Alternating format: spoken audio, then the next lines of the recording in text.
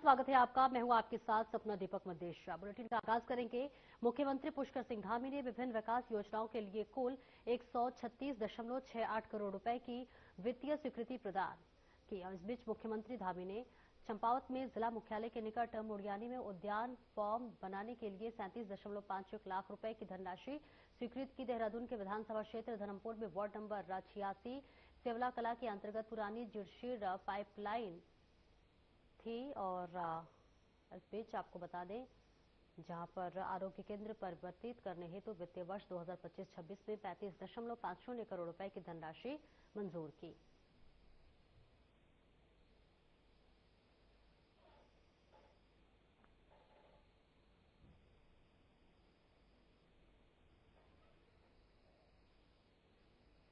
आगे बढ़ेंगे। देहरादून में मुख्यमंत्री आवास में मुख्यमंत्री पुष्कर सिंह धामी से विधायक सहदेव पुंडेर, खजानदास सुरेश चौहान समेत अन्य जनप्रतिनिधियों ने शिष्टाचार भेंट की। इस दौरान जनप्रतिनिधियों ने अपने अपने क्षेत्रों के विभिन्न विकास परक मांगों और स्थानीय समस्याओं से मुख्यमंत्री धामी के अवगत कराया। मुख्यमंत्री धामी ने सभी मांगों के शीघ्र समाधान हेतु संबंधित विभागों को आवश्यक दिशा निर्देश दिए। इस बीच मुख्यमंत्री पुष्कर सिंह धामी ने कहा कि राज्य सरकार का लक्ष्य जनता को त्वरित और पारदर्शी सेवाएं उपलब्ध कराना है। उन्होंने इस बात पर भी जोर दिया कि जनप्रतिनिधियों की सक्रिय भागीदारी से समस्याओं का समाधान और विकास कार्य और अधिक प्रभावी होगा।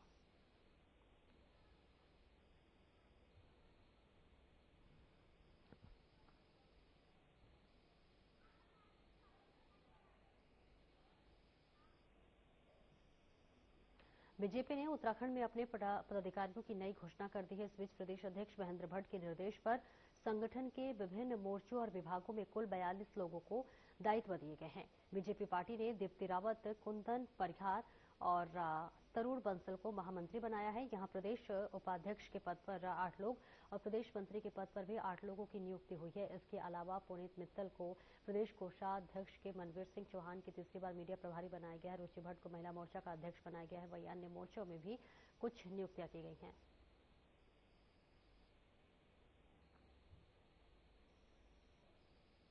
तो देखिए, एक नई जिम्मेदारी निभाते हुए अब तमाम जो है लोग नजर आएंगे। बीजेपी ने अपने पदाधिकारियों की घोषणा कर दी, जिसकी लिस्ट आपकी टीवी स्क्रीन पर हम दिखा रहे हैं। उत्तराखंड में संगठन में बदलाव किया गया है और अब 42 नए दायित्व जो है दिए गए हैं, जिसमें दीप्ति रावत, कुंदन परिहार महामंत्री बने हुए हैं और इसके साथ ही साथ कई ऐसे नाम हैं जिन्हें बड़ी और अहम जिम्मेदारी दी गई है, जिसको अब वो आगे निर्वहन करते हुए नजर आएंगे। इस बीच आपको बता दें कि ये बड़ा बदलाव बताया जा रहा है। 42 नए दायित्व दिए गए हैं। दीप्ति रावत, कुंदन परिहार को यहाँ पर महामंत्री बनाया गया और ऐसे कई ऐसे नाम हैं जिनको कई अहम जिम्मेदारी दी गई है, कई अहम पदों पर जिम्मेदारी दी गई है। और ये तस्वीर आपको दिखा रहे हैं वो लिस्ट, जहां पर 42 नए दायित्वों को जोड़ा गया है और अब नए दायित्वों का, नई जिम्मेदारियों का निर्वहन करते हुए तमाम लोग नजर आएंगे। दीप्ति रावत, कुंदन परिहार को यहाँ महामंत्री बनाया गया है, महामंत्री की जिम्मेदारी दी गई है और अब वो महामंत्री की जिम्मेदारी का निर्वहन करते हुए नजर आएंगे। तो देखिए, उत्तराखंड में ये बड़ा बदलाव बताया जा रहा है। उत्तराखंड में संगठन में 42 नए दायित्वों को रखा गया है और बीजेपी संगठन में ये बहुत बड़ा बदलाव बताया जा रहा है और अहम जिम्मेदारी तमाम लोगों को दी गई है, जिसके निर्वहन करते हुए भविष्य में वो नजर आएंगे, जहां कई ऐसे नाम भी जोड़े गए हैं। और वहीं बीजेपी के नवगठित जिला कार्यकारिणी ने 2027 में प्रस्तावित विधानसभा चुनाव की तैयारियों का बिगुल फूंक दिया है। संगठन ने दावा किया है कि आगामी चुनाव में पार्टी की जीत सुनिश्चित करने के लिए कोई कसर नहीं छोड़ी जाएगी। इसी सिलसिले में हरिद्वार रोड स्थित एक होटल में बीजेपी जिला कार्यकारिणी के सम्मान समारोह आयोजित किया गया।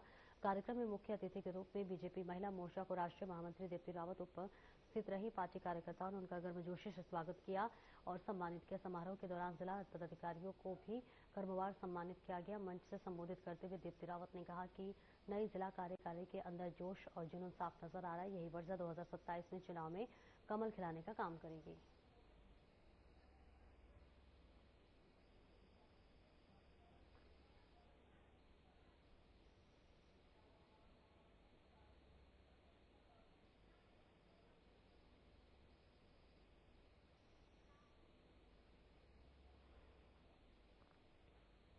वहीं बीजेपी प्रधानमंत्री नरेंद्र मोदी का 75वां जन्म दिवस जन्मदिन विशेष रूप से मनाने की तैयारी कर रही है। पार्टी 17 सितंबर से 2 अक्टूबर तक सेवा पखवाड़ा आयोजित करेगी।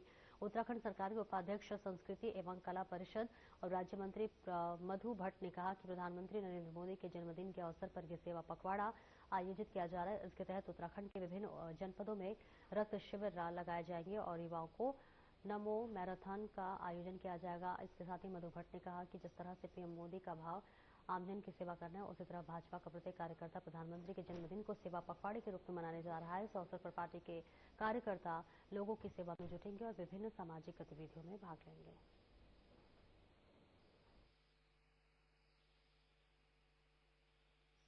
माननीय प्रधानमंत्री श्री नरेंद्र मोदी जी के जन्म दिन के उपलक्ष्य में जो उनका सेवा भाव रहता है, सेवा पखवाड़े का आयोजन किया जा रहा है। 17 से और 2 अक्टूबर तक ये सेवा पखवाड़े का आयोजन किया जा रहा है। साथ में हमारे जितने भी पूरे उत्तराखंड के विभिन्न जनपदों में स्वास्थ्य शिविर लगाए जाएंगे, रक्तदान शिविर जो है रक्तदान किया जाएगा। हमारे युवा मोर्चा के द्वारा जो है नमो मैराथन जो है वो की जाएगी। बहुत सारे सेवा भाव से जो जिस प्रकार से माननीय प्रधानमंत्री श्री नरेंद्र मोदी जी का भाव रहता है कि पूरे आम जन की सेवा करना, उसी प्रकार से हमारे पूरे जो हमारे भारतीय जनता पार्टी का प्रत्येक कार्यकर्ता सेवा भाव से सेवा पखवाड़े के साथ जहां रक्तदान शिविर का आयोजन किया जाएगा।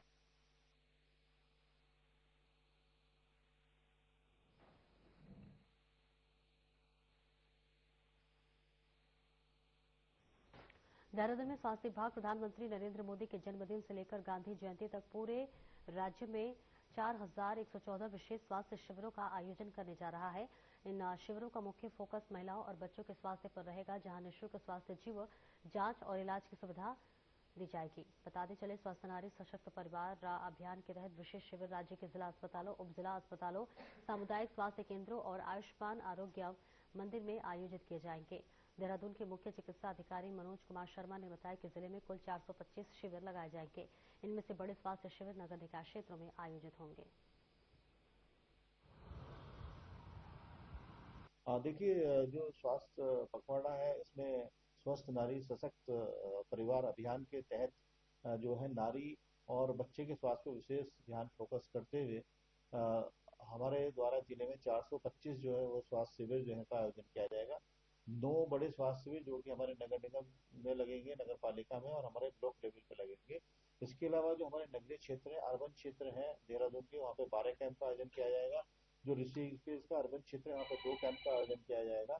और जो हमारे ग्राम पंचायत के क्षेत्र है वहाँ पे 402 कैंपों का आयोजन किया जाएगा।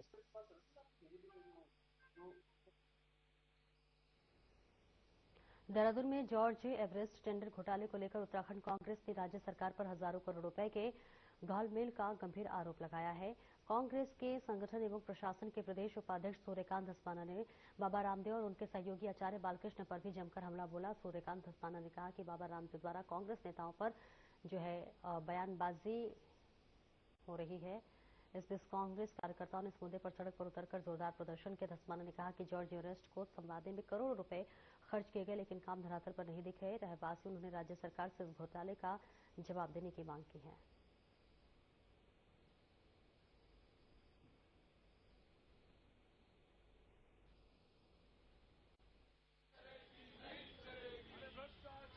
$30,000 करोड़ से लेके 50,000 करोड़ रुपए तक का जॉर्ज एवरेस्ट पार्क आवंटन घोटाला, इस सरकार ने सारे रिकॉर्ड तोड़ दिए।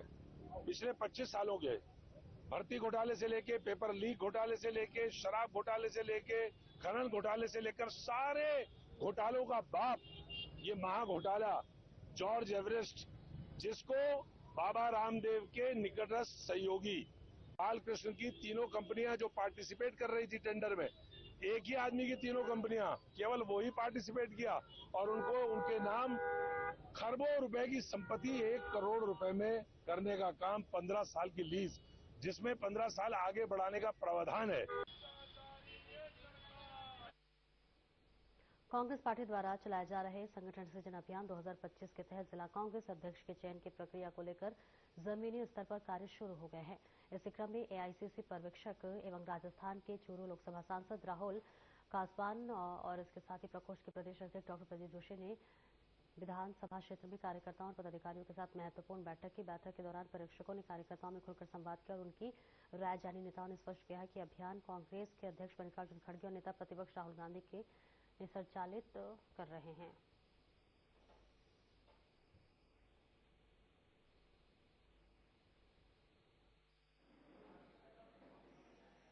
ये संगठन सृजन अभियान के तहत पौड़ी जो डिस्ट्रिक्ट है उसके लिए मुझे ऑब्जर्वर बनाया गया है और मेरे साथ में मेरे को ऑब्जर्वर हैं और हमारी विधायिका महोदय भी हैं हरिद्वार से।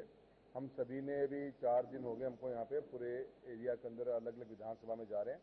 आज हम सतपुली के अंदर आए हुए हैं और सभी कार्यकर्ताओं से जो ब्लॉक कांग्रेस कमेटी के जो हमारे अध्यक्ष हैं उन लोगों से और जो इलेक्टेड रिप्रेजेंटेटिव्स हैं क्षेत्रीय पंचायत हो प्रधान हो सबसे हमने मुलाकात हमने 1-to-1 किया है। ग्रुप में भी लोग मिले हैं, लोगों ने अपनी राय रखी है। ये बड़ी एक मैं समझता हूँ कलेक्टिव डिसीजन मेकिंग हो जाएगी। संगठन सृजन अभियान कार्यक्रम एक बहुत ही बहुउद्देशीय का अभियान हमारे शीर्ष नेतृत्व राष्ट्रीय अध्यक्ष श्री मल्लिकार्जुन खड़गे जी एवं हमारे जननायक श्री राहुल गांधी जी द्वारा के आह्वान पर चल रहा है और 3 राज्यों से होते हुए अब ये उत्तराखंड में इसके लिए रायशुमारी हो रही है प्रत्येक जिले में। और सबसे बड़ी जो खूबसूरती इस अभियान की है वो ये है कि शीर्ष नेतृत्व इतना नेशनल लेवल का भी प्रत्येक ब्लॉक में आके यहाँ के कार्यकर्ताओं से संवाद कर रहा है। सतपुली नगर पंचायत में कांग्रेस की जो बैठक हुई है, जो रायशुमारी हुई है, उसमें जो भी लोगों का डिसीजन रहा होगा, पर मुझे लगता है कि आने वाले समय में हमारे को पौड़ी गढ़वाल में जो अध्यक्ष बनेगा, जिसको भी अध्यक्ष चुना जाएगा, हम सब के साथ मिलकर काम करेंगे और संगठन को मजबूत करने की कोशिश करेंगे ताकि 2027 में हम कांग्रेस को यहाँ स्थापित कर सकें। देखिए, परिवर्तन तो जनता चाहती है क्योंकि 10 साल यहाँ लगातार बीजेपी को हो चुके हैं और जो लोग इनके शासन से परेशान हुए हैं तो वही जनता परिवर्तन चाहती है। इसलिए ये रायशुमारी हुई है कि कोई हमको एक नया अध्यक्ष मिले।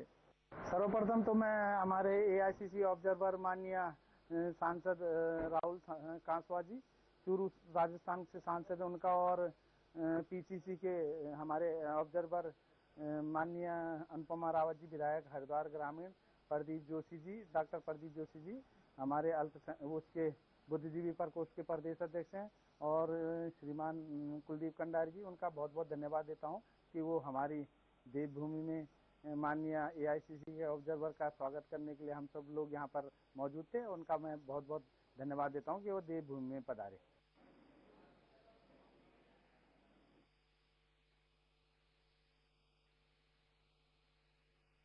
हरिद्वार के देवपुरा चौक पर आज कांग्रेस कार्यकर्ताओं और पदाधिकारियों ने जोरदार प्रदर्शन कर सरकार की नीतियों के खिलाफ आपको बता दें आवाज बुलंद की। इस बीच प्रदर्शन का नेतृत्व कांग्रेस नगर अध्यक्ष अमन गर्ग ने किया। उन्होंने जिन्होंने राज्य सरकार पर बेरोजगारी और भ्रष्टाचार को लेकर तीखा हमला बोला। प्रदर्शन के दौरान अमन गर्ग ने कहा कि वर्तमान सरकार बेरोजगार युवाओं की समस्याओं की अनदेखी कर रही है और पूंजीपतियों को लगातार लाभ पहुंचा रही है। उन्होंने विशेष रूप से जॉर्ज ओरेस्ट पार्क की 30 करोड़ की सरकारी जमीन को योग गुरु बाबा रामदेव और आचार्य बालकृष्ण को सौंपे जाने का पूरा मुद्दा उठाया। अमन गर्ग ने आरोप लगाया है कि इस जमीन को एकमात्र 1 करोड़ रुपए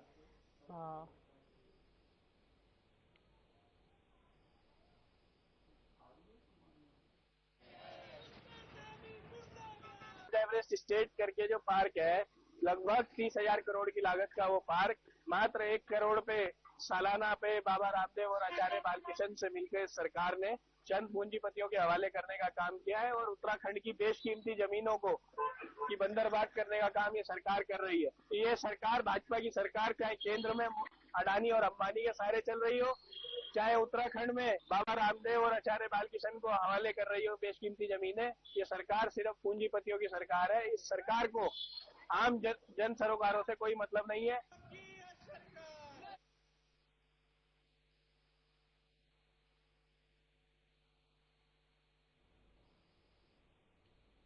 आगे बढ़ेंगे। मंगलौर में जनता की शिकायतों के त्वरित निस्तारण और पुलिस जनता के बीच तालमेल मजबूत बनाने के उद्देश्य से कोतवाली थाना दिवस का आयोजन किया गया।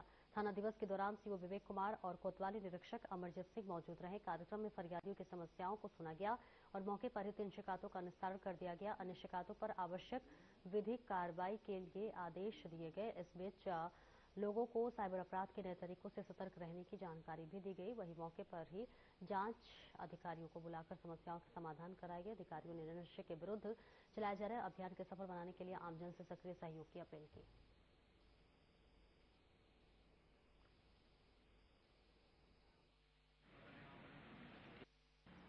तो विदित है कि जो पुलिस में जन सुनवाई, जन सहभागिता बढ़ावा देने के लिए लगातार प्रयास किए जा रहे हैं। प्रयासों के कड़ी में थाना दिवस का आयोजन किया गया है। इसमें उच्च अधिकारीगण, सभी हमारे हल्का के सभी हमारे जो पुलिस हैं, चौकी इंचार्ज हैं, यहाँ पर मौजूद हैं और लोगों की जन सुनवाई जो है, विभिन्न शिकायतें हैं, वो ओपन एक फोरम में किया गया है।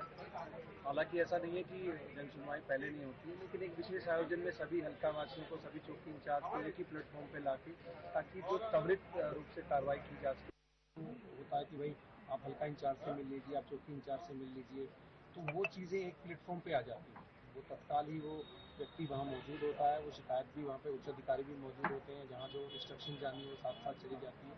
तो एक नई पहल और त्वरित कार्रवाई, जिसमें हम कह सकते हैं त्वरित कार्रवाई जो है चल रहा है। अभी इसमें 3 FIR दर्ज करने के लिए मेरे द्वारा निर्देशित किया गया है। और बाकी जैसे कुछ चीज़ों लोगों के मुकदमे पंजीकृत हैं, मेडिकल वगैरह आए हैं, कुछ लेन देन के मामले भट्टे से संबंधित आए हैं। तो अभी जो हमारा हल्का इंचार्ज है यहाँ पर मौजूद है, वो अभी तुरंत यहाँ पर त्वरित रूप से दूसरी पार्टी को बुला के और जिनमें FIR तत्काल होनी है, उनमें FIR करवा के जन सुनवाई की जाए। और एक छोटे से ब्रेक के लिए रुकेंगे, जल्द लौटते हैं।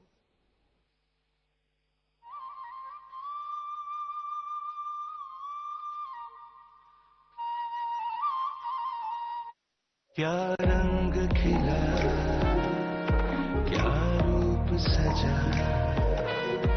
मैं ही नहीं दुनिया ने कहा।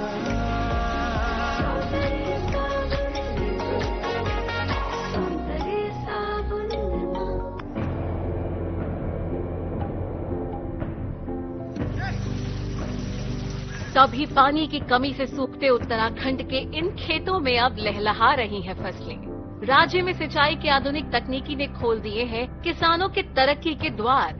इन सीढ़ीदार खेतों में प्राकृतिक स्रोतों के जरिए पानी पहुंचाना हमेशा चुनौतीपूर्ण रहा है, लेकिन उत्तराखंड सरकार की पहल से सोलर पंप लिफ्ट सिंचाई योजना निर्माण के जरिए पानी को खेतों तक पहुंचाना हो गया है बेहद आसान। लघु सिंचाई परियोजना के तहत सिंचाई के लिए बने सोलर वाटर लिफ्टिंग सिस्टम व अलग अलग तकनीकी से बनाए गए पानी के टैंकों ने पहाड़ की खेती किसानी को दिए हैं नए आयाम। सिंचाई होने से किसान बंजर पड़े खेतों पर नकदी फसलें उगाकर कर रहे हैं लाखों की कमाई। सौर ऊर्जा से चलने वाले पंपिंग सिस्टम से किसानों की बिजली पर निर्भरता भी हो गई है खत्म। सरकार का किसानों की आय दोगुना करने का संकल्प हो रहा है पूरा। हमारे गांव में सोलर लिफ्टिंग पंपिंग योजना शुरू की गई, जहां पर हमारे समस्त गांववासी पुरानी खेती झंगोरा मंडवा और गेहूं मक्की उस पे निर्भर थे। आज इस सोलर पंप लगने से पूरे गांव में सिंचाई पर्याप्त रूप से हुई और हमने यहां पर नकदी फसलों का कार्य शुरू किया, जहां पर हमने शिमला मिर्च, बीन्स और टमाटर लगाने शुरू करे। जिन खेतों पे कुछ नहीं होता था, आज वहां पर नकदी फसलें बहुत अच्छी हो रही है और बहुत अच्छा दाम कमाया। पूरे गांव वालों को बहुत बड़ा फायदा मिला। अब तक सोलर पंप सिस्टम के तहत राज्य भर में 497 जियो और RCC टैंकों का किया गया है निर्माण। स्थानीय संसाधनों के सतत प्रबंधन से उत्पादकता और ग्रामीण समुदाय की आय में वृद्धि करने के लिए प्रतिबद्ध है उत्तराखंड सरकार। सौर ऊर्जा से समृद्ध किसान समृद्ध।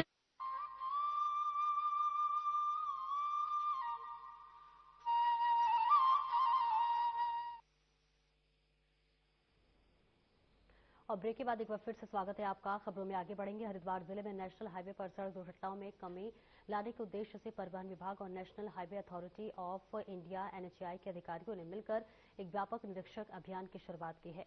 इस अभियान के तहत उन स्थानों का विशेष रूप से सर्वेक्षण किया जा रहा है जहां बीते 3 वर्षों में 10 या उससे अधिक सड़क हादसे हो चुके हैं। इन स्थानों के ब्लैक स्पॉट भी चिन्हित किए गए हैं और ऐसे में NHAI की टीम ने भी भाग लिया है और सुरक्षा व्यवस्था का बारीकी से मूल्यांकन किया। परिवहन विभाग के क्षेत्रीय अधिकारी नेहा झा ने बताया कि जिन स्थानों पर लगातार गंभीर सड़क दुर्घटनाएं और मौतें होती हैं उन्हें ब्लैक स्पॉट की सूची में शामिल किया जाता है ताकि वहां विशेष ध्यान दिया जा सके।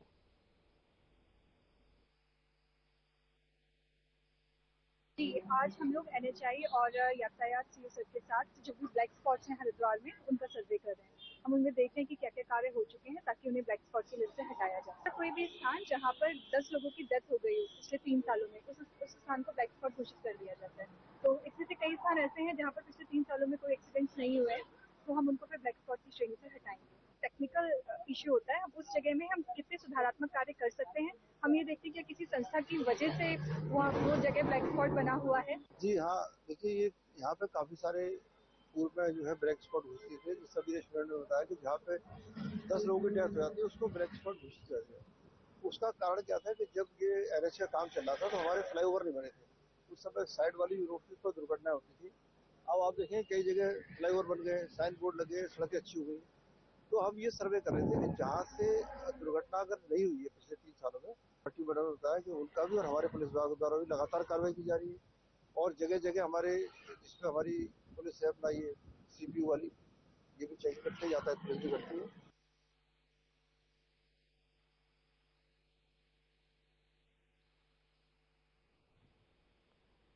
और आगे बढ़ेंगे। देश के कई हिस्सों में आई बाढ़ ने उत्तराखंड, हिमाचल, कश्मीर और पंजाब जैसे राज्यों में भारी तबाही मचाई है।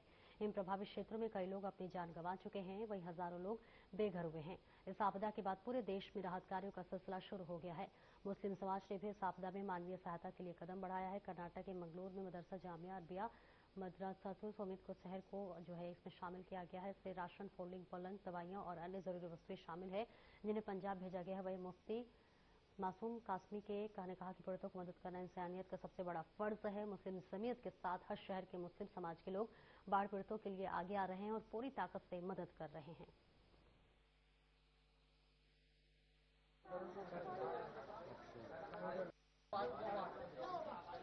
ये जो सामान यहाँ से भेजा जा रहा है, क्योंकि ये बात तो आप हजरात को मालूम है कि हमारे मुल्क की मुख्तलिफ रियासतों में बाढ़ आई हुई है, जिसमें खुद हमारे उत्तराखंड में, हमारे हिमाचल में, पंजाब में, कश्मीर में।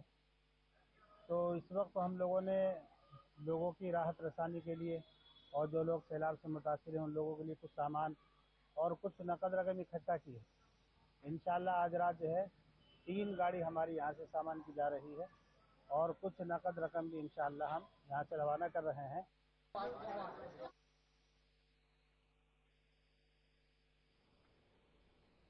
ऋषिकेश में 2 घंटे की मूसलाधार बारिश ने शहर का जनजीवन अस्त व्यस्त कर दिया है। श्यामपुर बाईपास मार्ग, मनसा देवी और ढालवाला की सड़क पर जलभराव ने हालात बिगाड़ दी है। गंगोत्री हाईवे पर बारिश का पानी और मलबा साथ आने से यात्रियों से भरी एक बस फंस गई है। उसके पीछे कई छोटे वाहन भी मलबे की चपेट में आ गए हैं। अचानक हालात बिगड़ने से बस में सवार यात्री घबरा गए हैं। इस बीच जनसैलाब थमने का बाद वाहनों को मलबे से बाहर निकाला गया और JCB की मदद से सड़क से मलबा हटाया गया।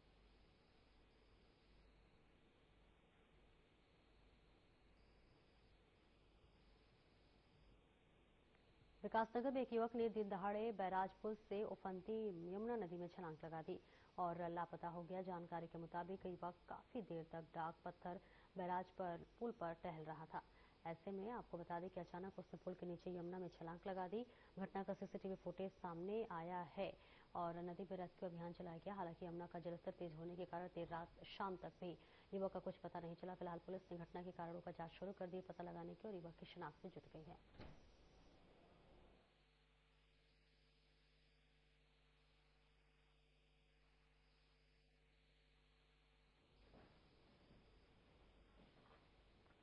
ऋषिकेश में हुई बारिश और तेज बादलों की गड़गड़ाहट के बीच एक चौंकाने वाली घटना सामने आई। आस्था पक्ष पथ के किनारे स्थित एक स्थिर शिव मंदिर, आकाशीय बिजली गिरने से मंदिर का शिखर क्षतिग्रस्त हो गया है। घटना सुबह लगभग 7:30 बजे की है, जब वीरभद्र रोड स्थित स्टेट कॉलोनी नंबर 3 के अज्ञात आश्रम निवासी राजेंद्र गिरी मंदिर में अध्ययनरत थे। हालांकि इस घटना में किसी भी प्रकार की जनहानि नहीं हुई है। राजेंद्र गिरी ने इस भगवान शिव का चमत्कार बताया और राम मंदिर या उन्हें कोई नुकसान नहीं पहुंचा। अब ये आप में एक आस्था का प्रतीक है।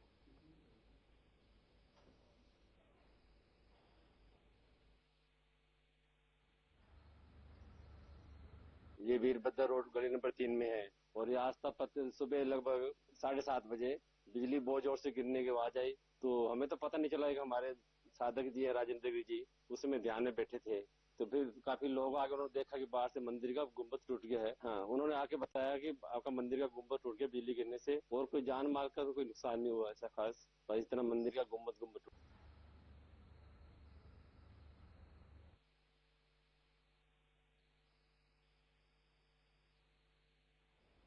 देहरादून में जलभराव और गंदगी को लेकर नगर निगम लगातार अभियान चला रहा है और बीते दिन शहर के SL हुंडा शोरूम के बाहर गंदगी का अंबार देखकर नगर निगम ने 20,000 रुपए का चालान काटा। नगर निगम के मुख्य नगर स्वास्थ्य अधिकारी अविनाश खन्ना ने कहा कि अन्य लोगों के समय समय पर जागरूक किया जा रहा है। जिन लोगों द्वारा चालान नहीं भरा जाता उनके खिलाफ रिकवरी की कार्रवाई की जाएगी। इस अभियान का मुख्य उद्देश्य शहर का साफ सुथरा और स्वास्थ्यकर बनाए रखना है, साथ ही नागरिकों में सफाई और स्वच्छता के प्रति जागरूक बढ़ाना है।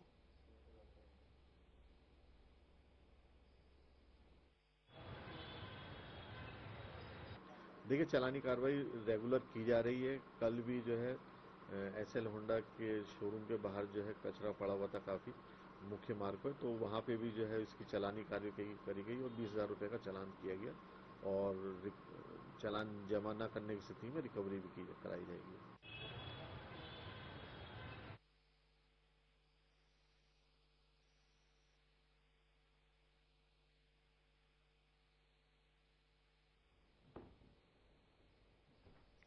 फिलहाल इस बुलेटिन में इतना ही। नमस्कार।